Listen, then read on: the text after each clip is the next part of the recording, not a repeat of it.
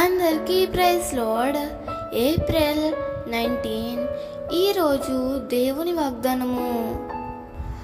వారు ముసలితనమందు ఇంకా చుగురు పెట్టుచుందురు, సారము కలిగి పచ్చగా నుందురు.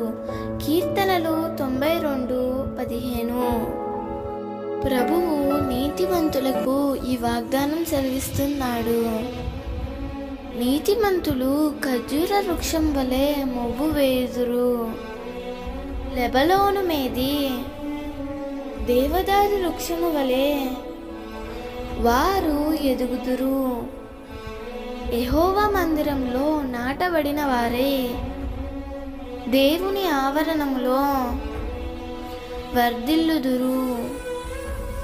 నీవు నీతి కలిగి జీవించుట వలన ఈరోజు నీ పరిస్థితులన్నీ కొంత ప్రతికూలంగా కనిపించవచ్చు. అయినప్పటికీ నీ నీతిని విడవకుండా ప్రభు కొరకు నీతి కలిగి జీవించినట్లయితే నీ ముందటి దినములన్నీ ఆశీర్వాదమును అనుభవించగలుగుతావు.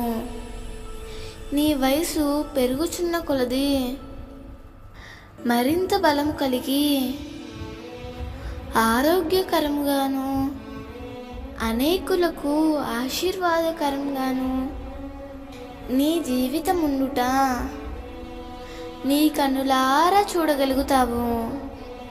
నీతిమంతునిగా జీవించి నిండు మనసుతో ఆరాధించిన కాలేబు వలె నీవు కూడా దేవుడు ఇచ్చిన బలమును ఆశీర్వాదమును అనేకులకు పంచగలుగుతావు. ప్రభువు ఈ వాగ్దానము నీ జీవితంలో నిశ్చయముగా నెరవేర్చునుగాక. ఆమేన్.